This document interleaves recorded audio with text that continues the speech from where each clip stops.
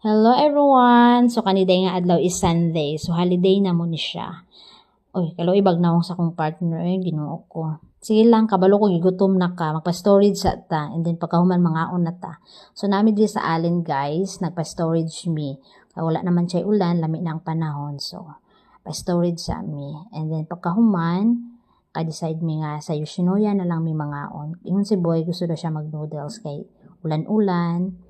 So, yung kung layo man tuoy niya, perti ng pagkaulana sa gawas. So, diri na lang mi sa Yoshinoya kay duol-duol. Kay among pick up guys is 9 to 12 ba yun na among pa-pick up sa among gamay na among negosyo kunuhay pa online.